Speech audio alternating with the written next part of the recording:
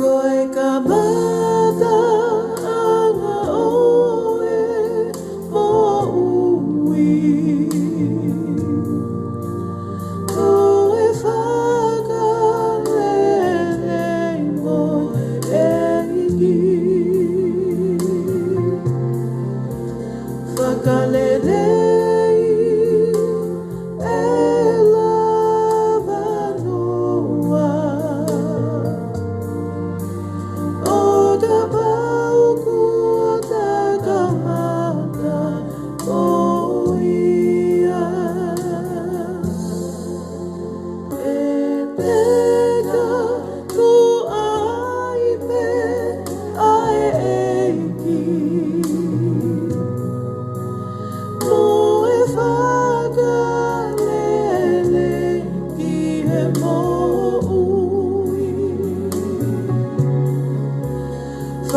Whakakaanga ai lau au. Kai whakafo o ia sisu. Te whanonga mo koe e sisu.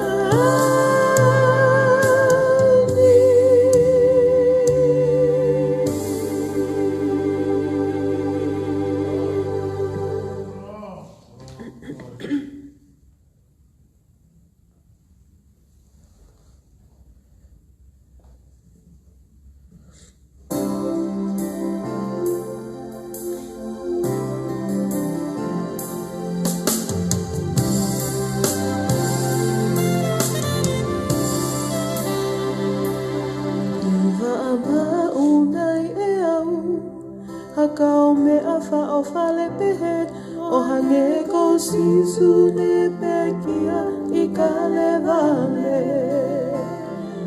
Na ane fua I he fie malie, fe whauhi ai moe mate, pe ane ui a ko ene pele.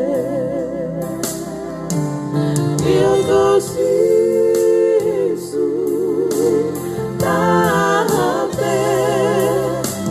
o vai au o au ki he mate I o ko sisu o ko vete ange na ku ilo ia I ka le vale.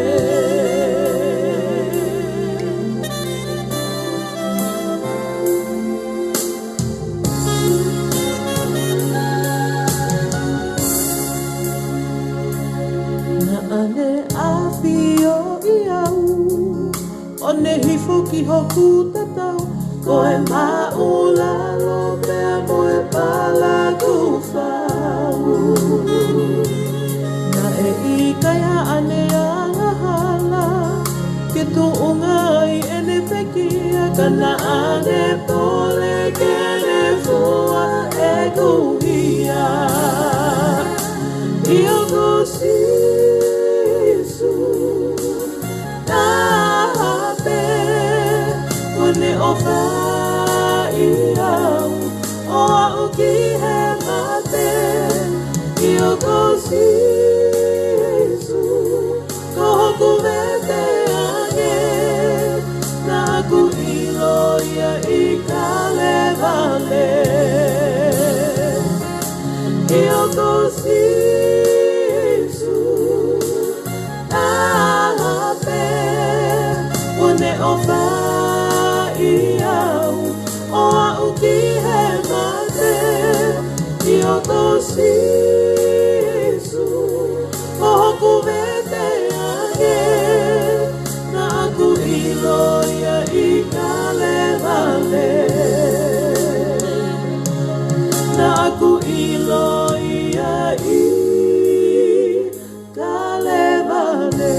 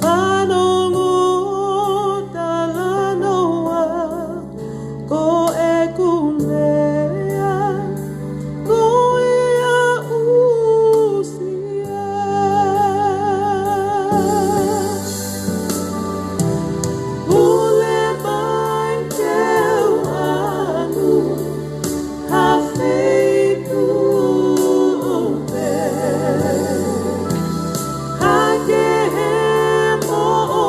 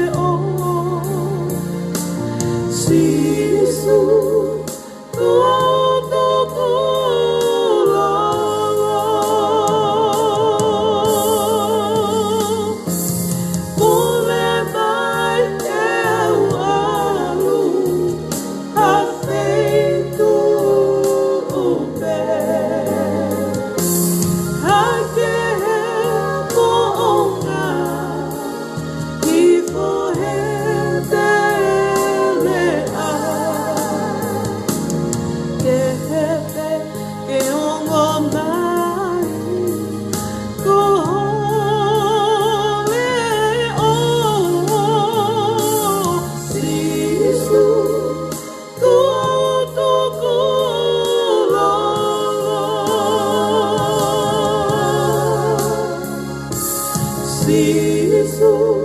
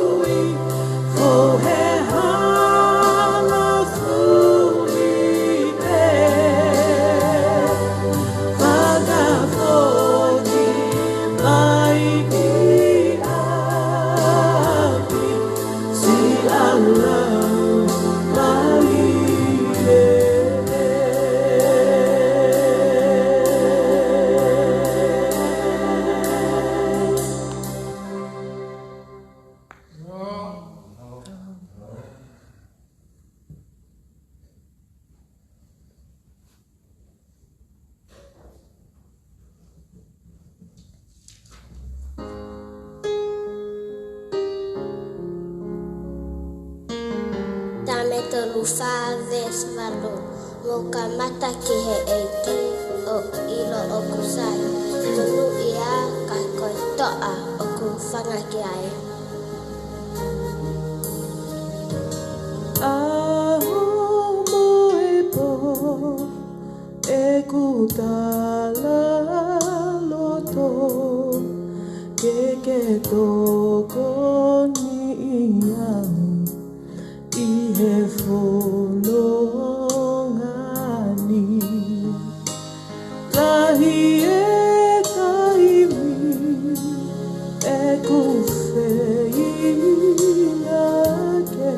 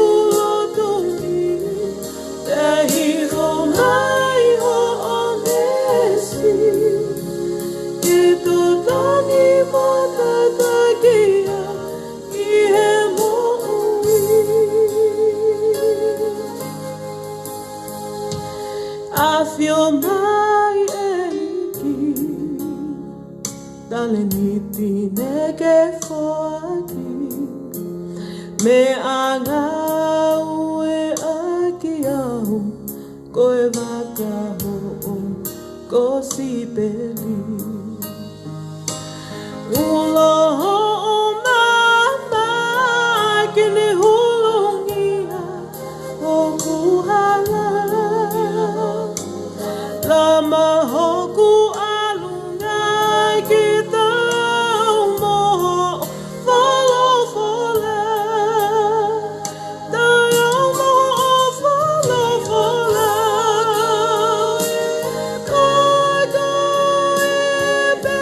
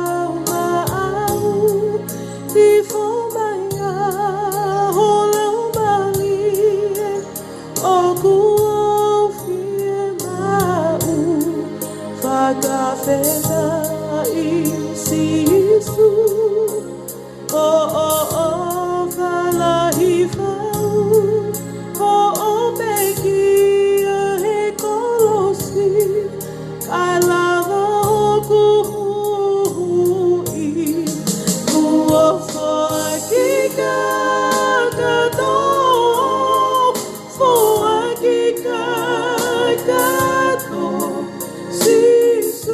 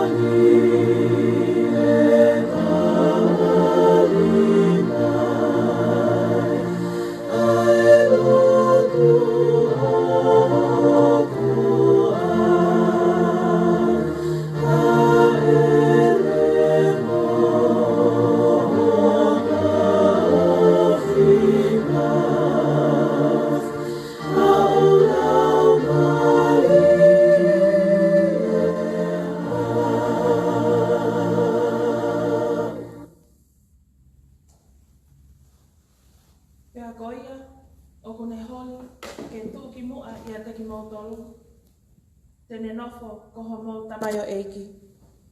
O hange foki ko e whanau tama a tangata, nai kai tene hau ke mau se wāniti, ka ke se wāniti pe eia, pea ke tuku ene mo ui ke huhui aki hatokolahi, he ene whetongi ki nau tolu. Mo womi ke tau lotu, mo whawhetai ke tau lotu. Eiki, ngauhi e mau mo ui, ke mau hange pe e kokoe. O ikai ke mau vilitaki ki he tuki mua moe lahi, koe uhi ke mau se wāniti, ka ke hoko pe e mau mo ui, koe se wāniti pe ai a Fiona. I he huawhai tamai, alo, mo lau mali e maoni oni, e meni. Ka venga lotu, tau ununu mai moia i he whiawhini o pehe mai, tau hufia, ai pule anga tonga, ai palemia, mo kau minista o e kabineti, whale alea, mo e whakamau anga. Pehe foki ki he kau no pele mau tofi a, ke whakafo o ki nau tol, e he lau mali e maoni oni. Ke nau tataki ho tau ki i pule anga, e he ngahi mo oni whakakalistiane koto ape.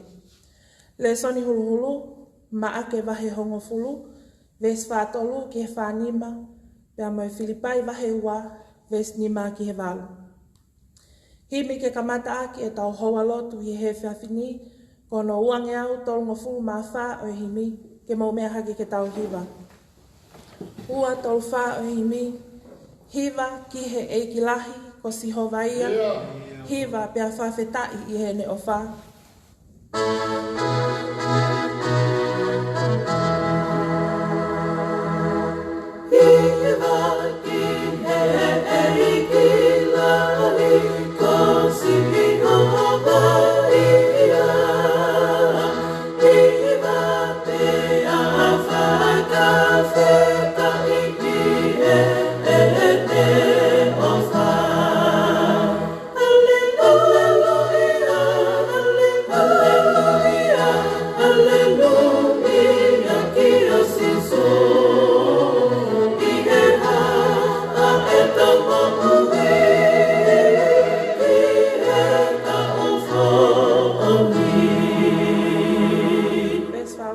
Ke mau tupu i he tui, pea moi o wha, pea mau ma oni oni i he a Fiona. Pea mau tupu i he tui, pea moe o wha, pea mau ma oni oni i he a Fiona.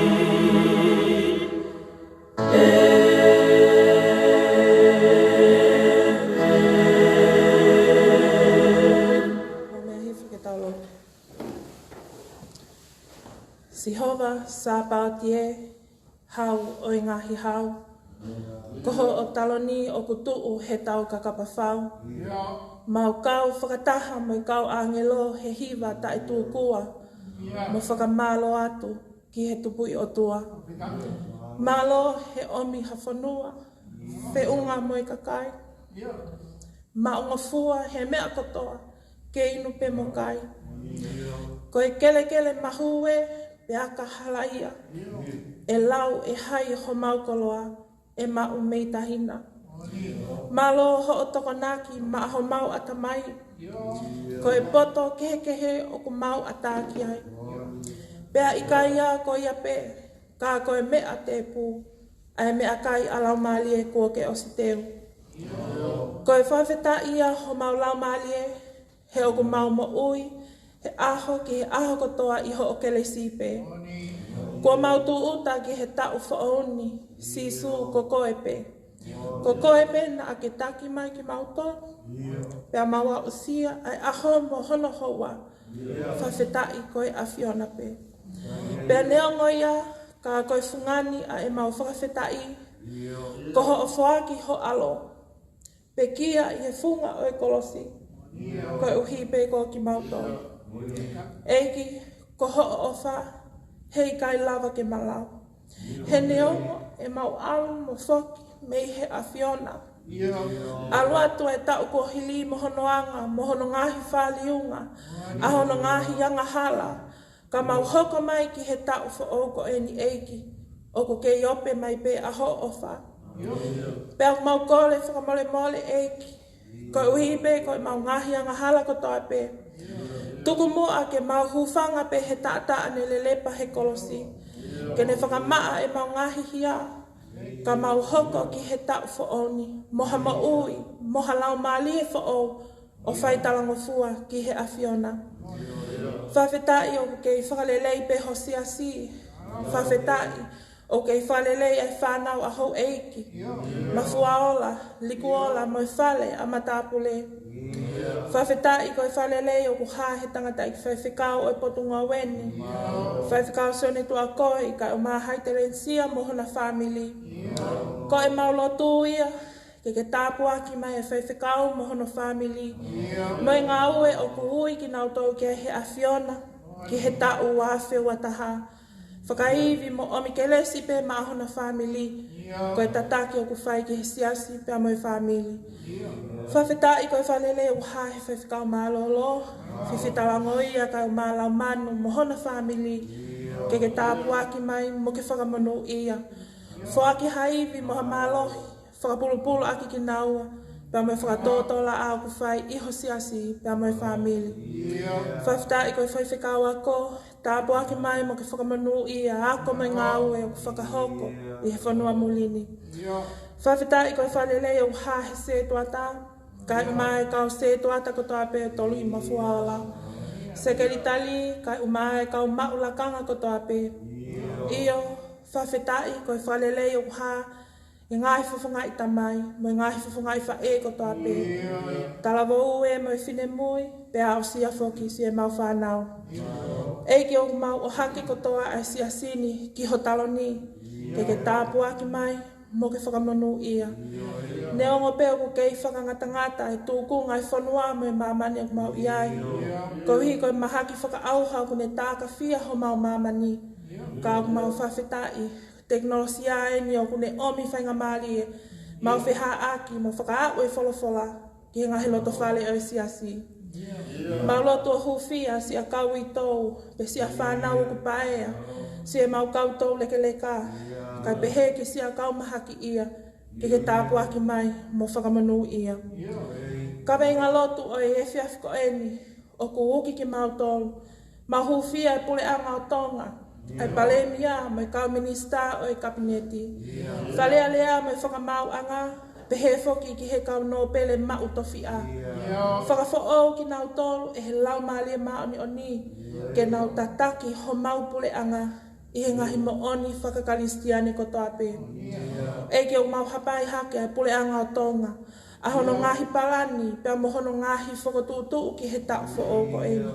Ke loto loto ia ia ke lesi, mo i tāpu aki ai a Fiona. Whaki hivi mo i malohi, ki he kautaki o i whanua, ke malawa ke nau tataki ai kakai, ki he melino mo i mau luta o i nofo. Iyo, ki he ngahi mo oni whakakalistiane ko toa pe. O mi ha mama whiunga, ai poto na ia Solomone, ai poto o ku whakapoto ke malawa e he kautaki, mo i kakai kua whiri ke nau tataki e pule anga o tonga, ke nau lawa ke matuuaki e whanonga anga o e tau whaoni. Pea ke pole i ai nau mo ui, ke nau mui mui i he sipinga ko ke tā. Ai mo ui o ku whakasewani ti, ai mo ui o ku tui o tua, koi mo ui o ku whaka aki aki mui, koi mo ui o ku uho ai wholofola. Pea ke nau tali koe sisu ki he nau mo ui. Ka he tau mua tonu si e nau ngahi whakotutu u o ku whaima ai pule anga o tonga. He ikai ngalo ai pule anga o ku maulolo tonga whetā utu iai he whanua mulini. The Australian government. We lift the government of Australia to your hands, and although things have not been easy due to the pandemic we are facing, but you, Lord, are bigger than our fears. You, our Lord, is the greatest leader of them all. May your blessings and guidance be with the Prime Minister of Australia, all current state premiers and all government representatives. Ke tāpua ki mai, mo whakamanu ia. Tāpua ki mai ngawe anga o e whawhini, whakalea ai wholofola ki ho mauloto, ko muni ia pia whakaloto la hii a kia e mau mo'ui, he whanonga pilikimi o mau whai he tau whaoni. Ko e mauloto ia, i ho hua whape sisu kalaisi, ko koe ho mau whakamo'ui. Emeni. Amen. Ko e matamai o kui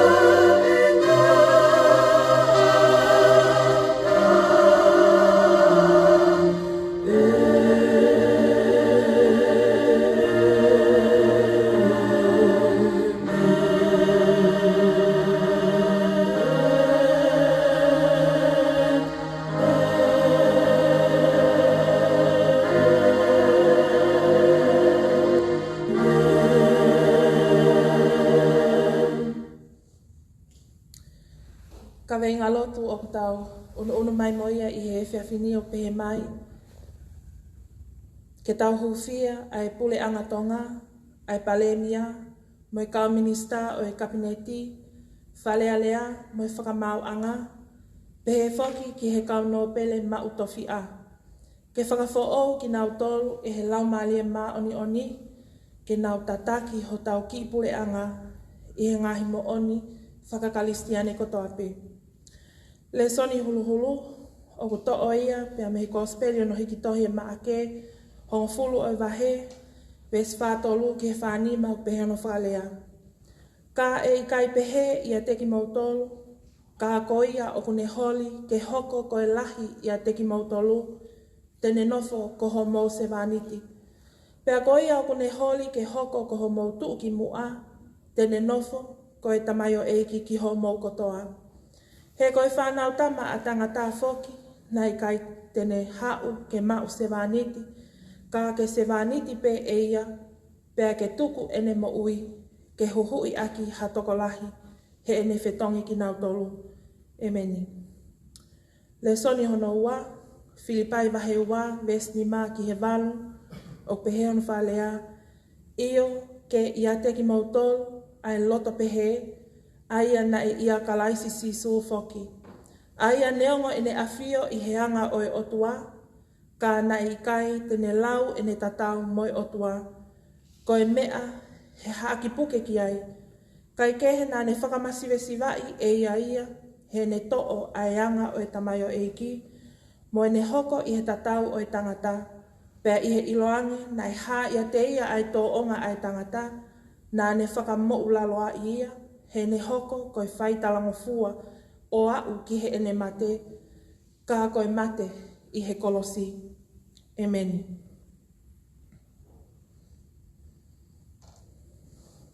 Tapu ki he awhio, ai tau tahai o tua I o tau lotonga. Tapu ki he potop tapuni, kua whakatapui, ke whai e tau whakawhia ngai maoni oni pia moho tau o tua. Tapu ki he whanau a hou eiki, tapu ki a mafuaola, likuola, kau maha a matapule. Tapu ki he tangata I whaiwhikau o I potungowe, si one tua koi, kau maha no whamili. Tapu ki he whaiwhikau maa lolo, lau manu kai umaha hona whamili. Tapu ki whaiwhikau wako, tapu whoki ki he setuata lahi, kai umaha setuata. Tapu ki he sekeli tali, siasi hono kotoa, talavou mpea moi fine mui, o au sia e tau whanau ki he whawhini. Tapu at ki hakau a ahi, moi ngahi whafonga kotoa pe, o ku mo mea mai pea mehe o pe. Kai ata mo oku ai whainga maalieni, ke whakamonu a hoku koloa, kua inasi ai mo hoku whamili, he whea whakakoloa koini. O kua puke whoki mo whainga maalie ko eni, ke o atoha whakamalo, ke he kalasi aho ai kelesi mo mesi, ki a palauni mo soana wautangi, ka saua mo wavatau vea matahau, pea mo toenga o e kalasi aho. Ko e uhipe ko e whelaulau kua mo whai, ko e uhi ko e kospeli o e whiaf ko eni. Ka ko e whai lotu, hono wha o e wike haamo o e tau whaonu. Ke tāpuaki mai mo whakamonu ia, si o mo ngahi whamili, mo e ngā ue o ku mo whai I he whamili, siasi, whanua, ke langlangi ia I pe a hono huawha. Te utoi whamanatu atu ai kawenga lotu o e whiawhini, ke tau huwhia ai pule angatonga. Mo e kau pale mia, mo e kau minista o e kabineti, whalea lea, mo e whakamau anga, pe he whoki ki he kau no pele mautofi a.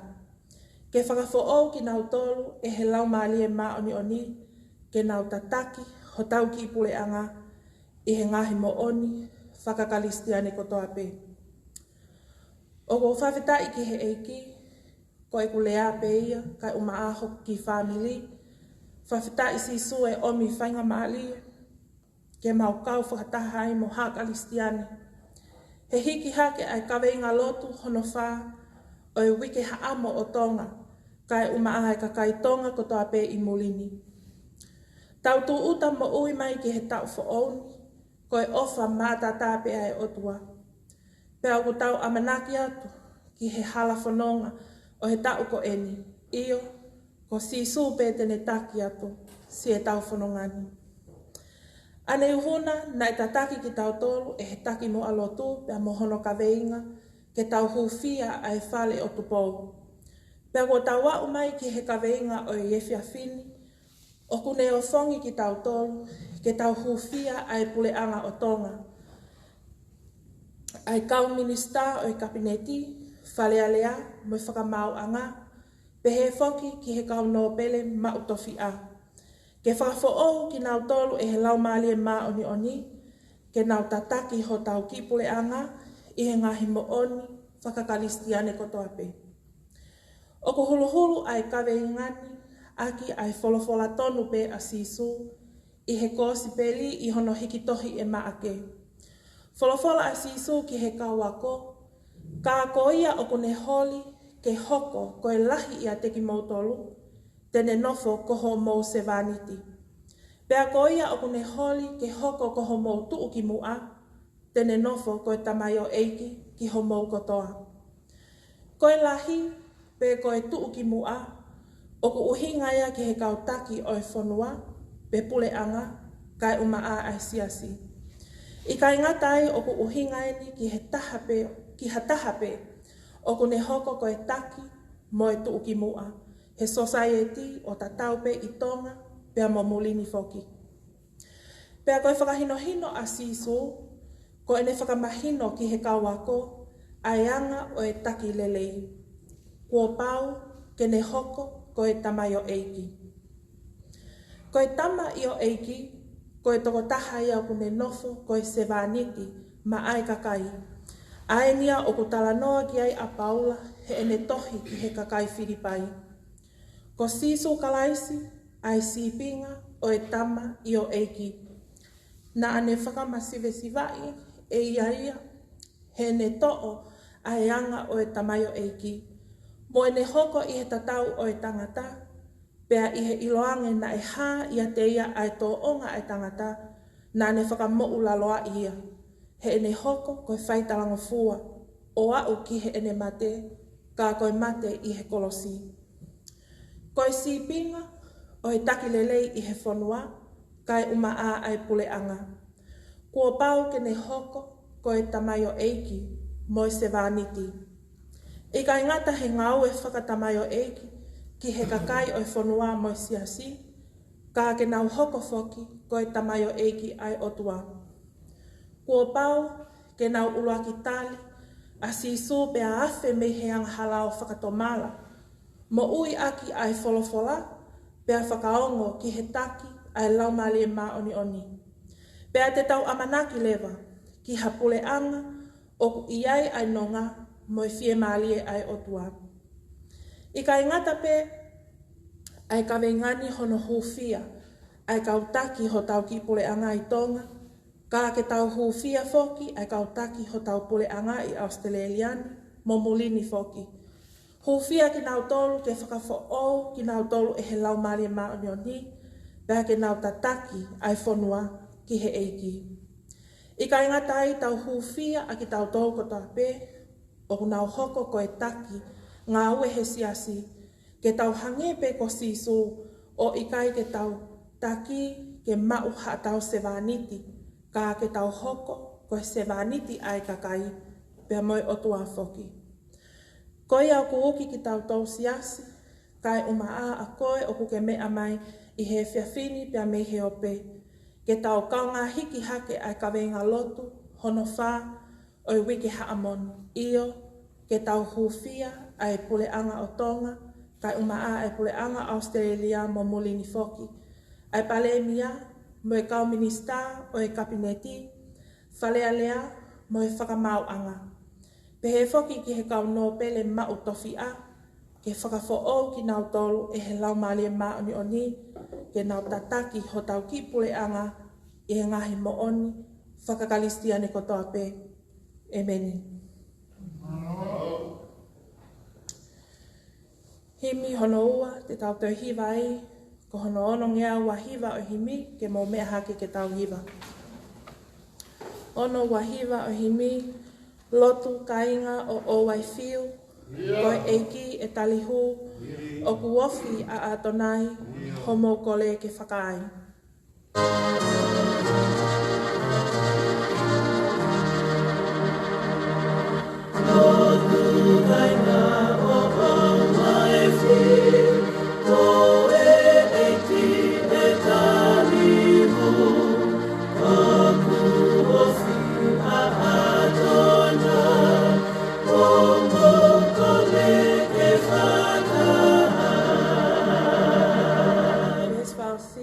Lotu kainga o taitu kua, tui ai pe ki he otua, pau ke mole he mea kotoa, kai tu umau ai wholofola.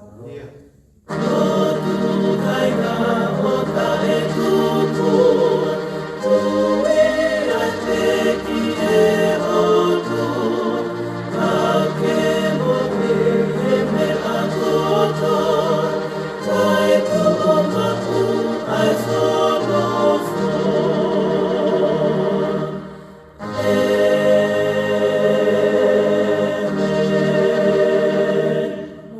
Tau lotu, te tali mai tau lotu.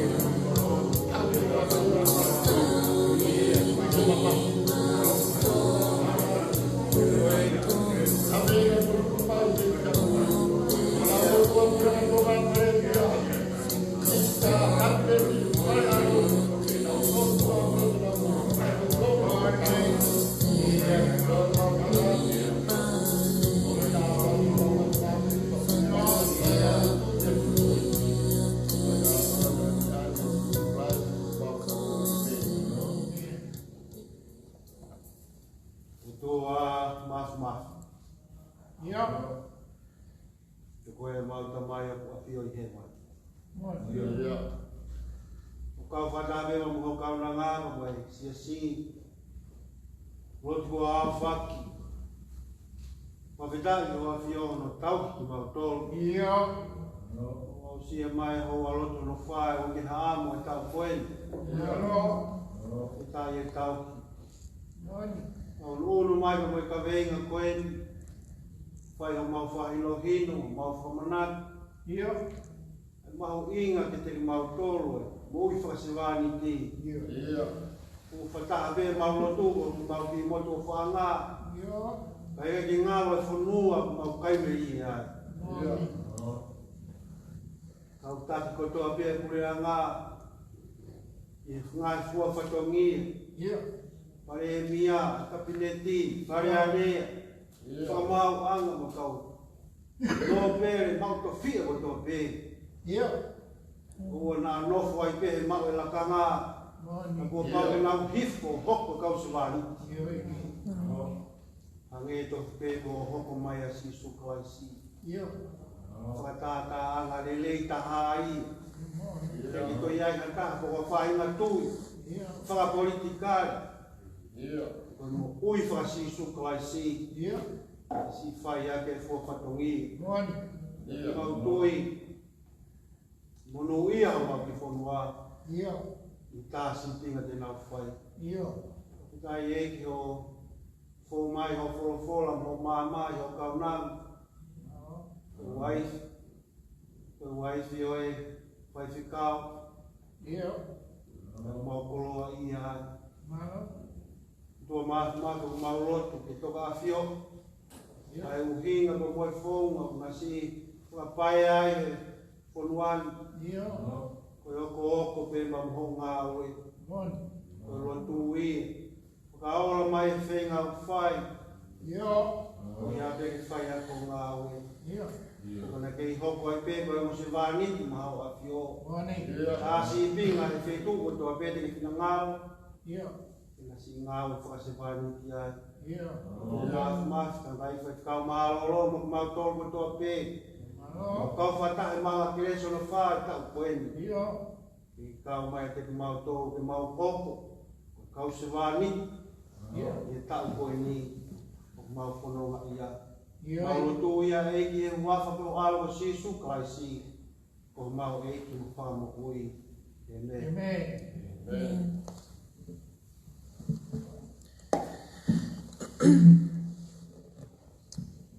Ki mo a pia tau himi tuku. O ko ato hena whamalo ki tangata i whewhikau. Ka maa no hoa pa mo na family. I he lotu pa mo i hofia, pa mo i ngai whotutu ko toa pē, tau ngai pō kāma wha lotu. Korotonga ai wā i taimi koini o lockdown, whatawang pe ke otoa, kene kei whaki iwi me malohi, kia te ki moa. Wha malofo ki tāta iki, whewhikau malolo, pe pe ka manu, lava mai i whawhini ki tau maunga ke lesi, whataha, i a koe ni. Wha malofo ki heni ki a hulita, pe mo sifa, e ngā hiwa tali loto, pa me ngāwe, mau inga mo whai, ki kei whakihiwi, pa me mālohi ka te ki moua, kei hoko hoko atu, ai ngāwe lelei, o ko mo whai. Pehe ke se toa tama whuala wā, mohona hoa, e pehe ke whanau, Rachel, Olga and Wesley, thank you so much for all your hard work in helping out your parents with our church services. Whamanatu atu ai kawenga lotu ki a hengi, pongpong pule lulu, tau hufia ai eiki Palestini, sekeri talilahi, kau whaiwhikau, mai kau se tuata, pehe whoki ki he ngahi poto ngāwe ke he asiasi, ke nau tōtō iwi i he whakamaui, lau mālie, mo whakaloto lahi, ai kakai o ku mehi mipa i he whamili tāpuha o he otua i Honopule anga. Le soni hulu hulu, mā tiu wahe wawalu, ves taha walu ki he wanoa, mo e kolose wahe tolu, ves wa tolu ki he wawha. Hibi wha ose ake tau ngawe anga o i whawhini, kono tongi au, hiwang fuma taha o himi, he mo meha ki ke tau hiwa. Tolu hiwa taha o himi, o ku iai haki i whanua, o ku tu i o seni, nei kai ke mau o tua, na e masiwa helelei, haleluia, kua manu i a eni.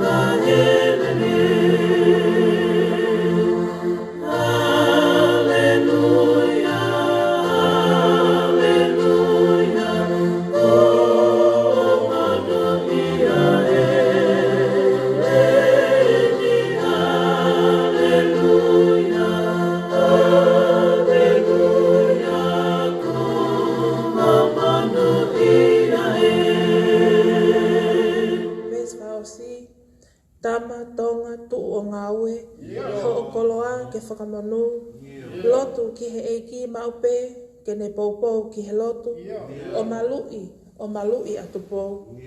Tama, tonga, tu o ngā ue, ho o koloa ke whakamanu.